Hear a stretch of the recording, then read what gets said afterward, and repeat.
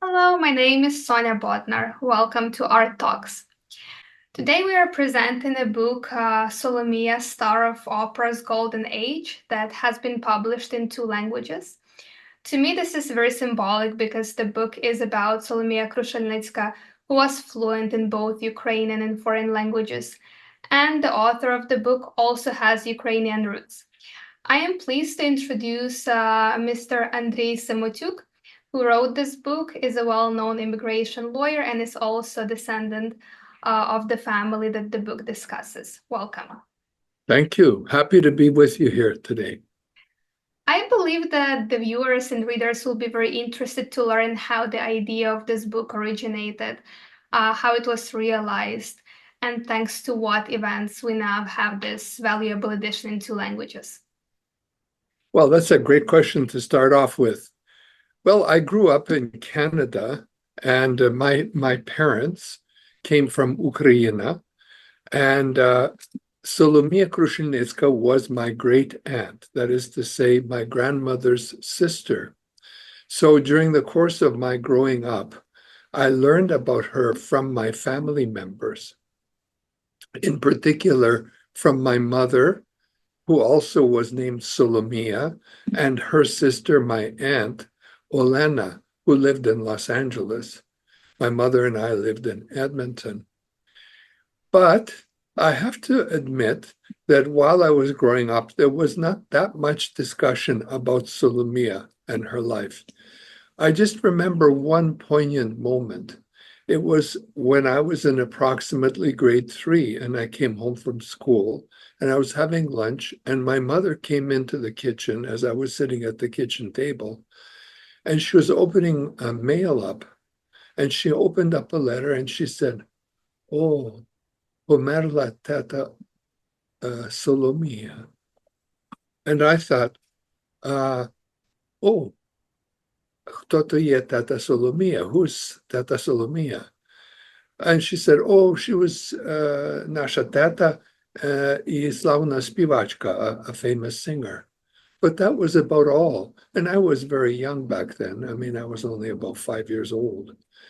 But that message took something like 5 years to get from Ukraine, behind the Iron Curtain, out to the West and to us, to reach us, to inform us of her death. She died in 1952. So that was the first time really I can remember even mentioning Solomea's name. Over the course of many years, occasionally I would bump into something related to her. So for example, when I was in high school, my mother encouraged me to go see an opera. It was called Madame Butterfly. And also my teachers from school encouraged me to go. And so I went. But I did not know then, until much later, I learned that she, Teta Solomea, was very instrumental in resurrecting that opera from failure at La Scala in Milan, at the greatest opera theater in the world at the time, in 1904, to worldwide success by helping Puccini restage the opera. In fact, today, this day, this year, is the 120th anniversary of the successful restaging of that opera, largely due to Teta Solomea's intervention with Puccini and restaging the opera after his failure at La Scala. Madame Butterfly today is one of the most famous and popular operas in the world. In fact, in Toronto, it'll be on in January, staged in the Toronto Opera House. And I saw that it was staged in New York at the Metropolitan Opera House just earlier this year. So that's a little bit about how I first came into contact with them. A little bit more was I traveled to Ukraine, and in the course of my travels, I met people from the musée. There was a museum dedicated to Solomea's life. And I met women in particular from that museum who encouraged me to take an interest in her life. And in time, I realized, hold it, wait a minute. I need to write something about this famous woman. And I ended up writing this book. I'll show you.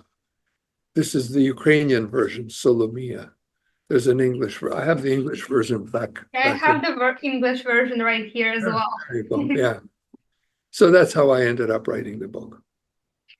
And I think writing about renowned and notable people who have entered our history and culture is always a serious responsibility, as the author has a double task of carefully collecting facts about a particular individual, in this case about Solomea Krushelnicka, and also the era in which she lived, and also to find a form of expression and presentation of the material that will captivate the reader. So what new things did you discover about Solomea Krushelnicka while preparing this edition? What impressed you the most about the life of this incredible woman who was able to conquer the world stage at the age of 25? Yeah. Well, several things. Number one, she spoke 8 languages, including English, I might add. And number two, she knew over 60 operas, both the lyrics and the music, off by heart. In fact, when she was teaching students, she would often just launch into an area from an opera to show them what she was talking about while she was teaching them. She was a world figure in her day, which was primarily, she was at the golden age of opera. She was the leading soprano in the world. That was in the first decade of the 1900s. She lived in Italy, in Viareggio, which is a resort town not far from Milan on the western coast of Italy.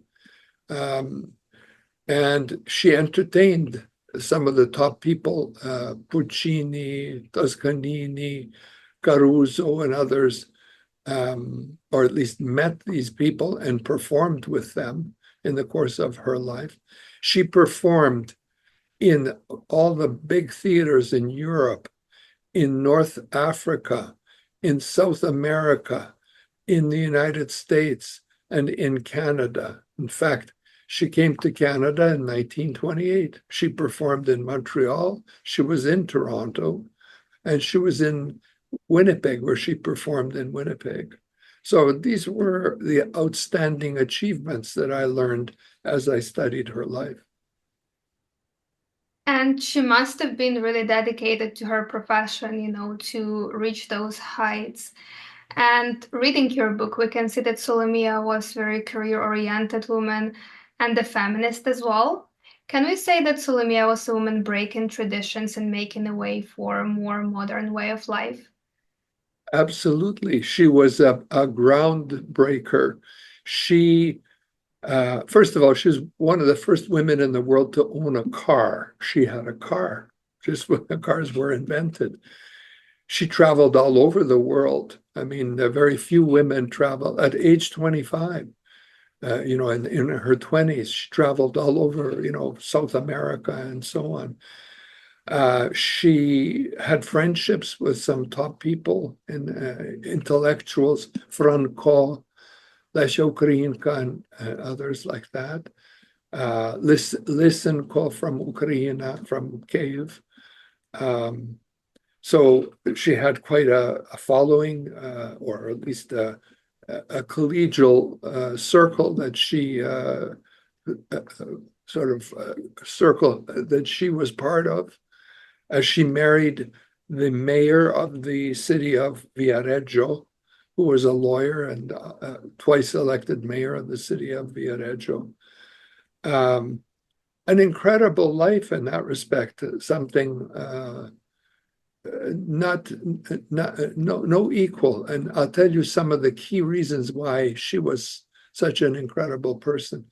Number one, when she was young, after some hardships in her life, her father took her to the side and said, okay, look, what do you want to do with your life?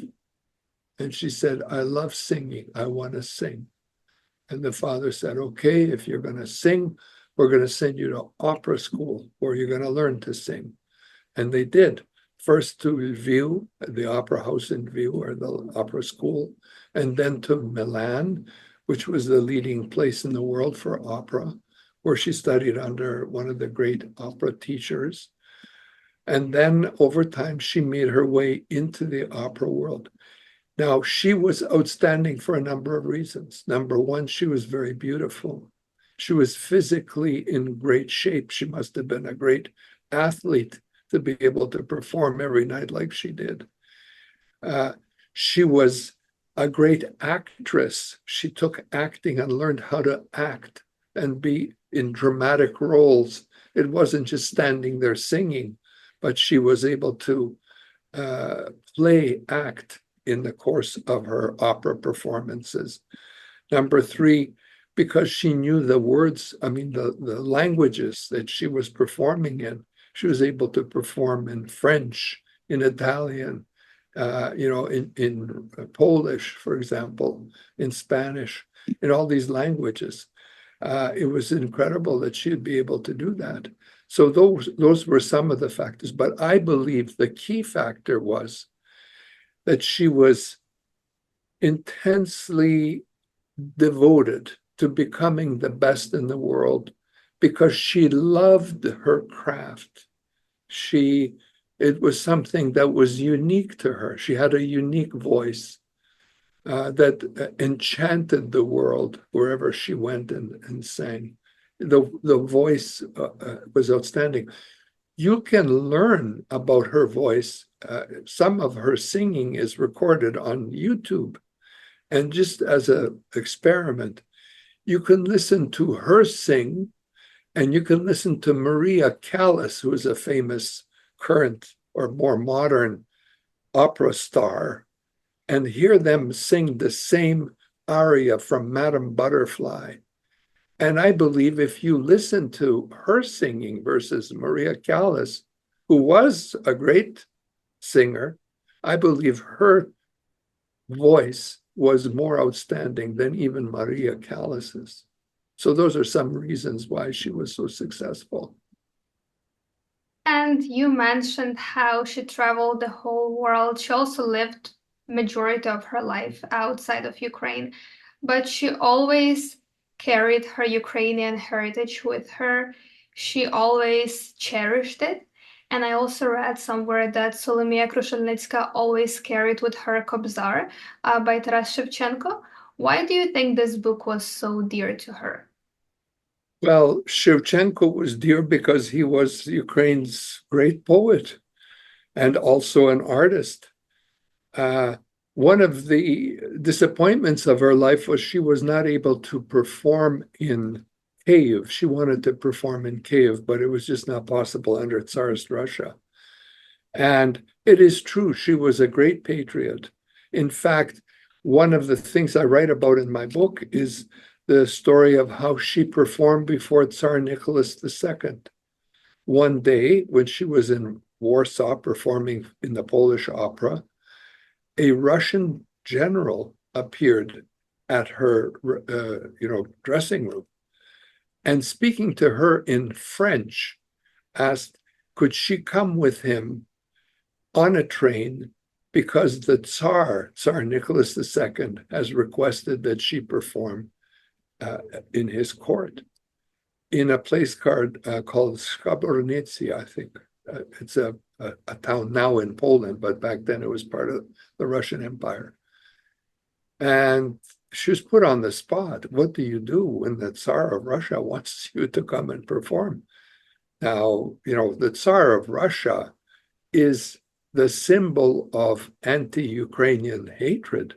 Like his ancestors, and he forbid the publishing of Ukrainian books, education in Ukrainian, songs, and so on.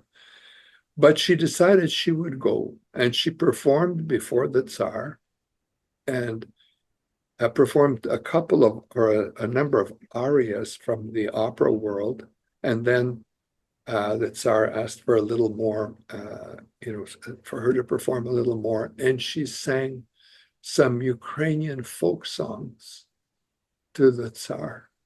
Now, this was a delight. It was a delicate slap across the face for the Tsar. And when she finished, he asked her to come to speak to him. And she came and he asked her, what language were you singing in? And she said, Ukrainian. And he said, oh, I was not aware. What's your background? Ukrainian. And he said, oh, that's not what they told me. And he politely gave her a memento, some jewelry, to thank her for coming and performing in his court. And that was it. But to be so brave to stand up and perform in Ukrainian in front of the Tsar, who was the epitome of hatred of Ukraine, it took, some courage, and she had that courage. And Russia has always tried to either lure away famous people or destroy them in various ways. And unfortunately, Solomea Krushelnitska also suffered from this destructive pressure at some point. So how do you think her fate might have unfolded if the Soviet system hadn't confined her when she returned from Italy? Good question. And a little background. As the World War II was starting, just before it started, SOLOMEA made a trip to Ukraine, back to Lviv, not knowing that World War II was about to erupt. And just as she arrived in the Karpaty, World War II broke out on September 1st, 1939. Soon, the Iron Curtain fell, and she would be trapped behind that Iron Curtain for the rest of her life. She was unable to break loose, although she had a villa in Italy and friendships, including, for example, Arturo Toscanini, who eventually immigrated to the United States and became the conductor of the NBC symphony in New York, and others, Rufo and other singers, Caruso and others, who were able to continue on in Western Europe, whereas in her case she was locked in behind the Iron Curtain and unable to leave. And they took away her Italian passport, made her commit to a Soviet passport in order to make a living. And she lost her villa in Italy. It was broken into, and everything, all her goods and everything, her collection of like costumes and letters and everything like that was all lost during the war. When actually what happened was a bomb fell near her villa and broke down one of the walls in her villa, and it was plundered. The villa was plundered, so there was nothing left. But nonetheless, she had the villa, and she could have returned to the villa and lived in Italy. But because of the Iron Curtain and the situation, the Soviet Union never let her out. And she ended up dying in the Soviet Union in 1952. Mm-hmm. Yeah. Pane Andriy, I hope that our conversation got our viewers interested, and I hope they would like to come to the book presentation. So can you tell our viewers a bit more about the book presentation happening at Kumpf Gallery on October 27? What is the event plan, and will visitors have a chance to buy your book and get it signed? Sure. Well, in particular, I'm showing on that day the Ukrainian version of the book and talking about the Ukrainian version. There will be some guests there, a performance, musical performance, which will be like I attended the rehearsal, and it's outstanding. And I'm hoping that there might be surprise guests from Ukraine that will be there. As for the books, my books are available on Amazon. You can buy the book in English or in Ukrainian on Amazon. Also, there's a recorded version, audio recorded version of the book on Amazon. And I will have a few books available for anybody who might be interested in buying there. So I'm very much looking forward to spending some time with people there. I want to tell them the story of Madame Butterfly in particular, the full story, and more about her life, hopefully with some insights into her life that may be of interest to the people who come. So again, dear viewers, we hope we got you interested and you will come for the book presentation at Kumv Gallery on October 27. And Pane Andriyu, thank you very much for this interesting and insightful book about Solomea Krushelnitska in 2 languages. And thank you for promoting our Ukrainian culture and history, for preserving the memory of Solomea Krushelnitska, and for keeping the memory of your family here in Canada. Thank you so much for having me on your program. It was a delight to be with you as your guest. You're a wonderful host. Thank you so much. Thank you for this conversation. Bye-bye.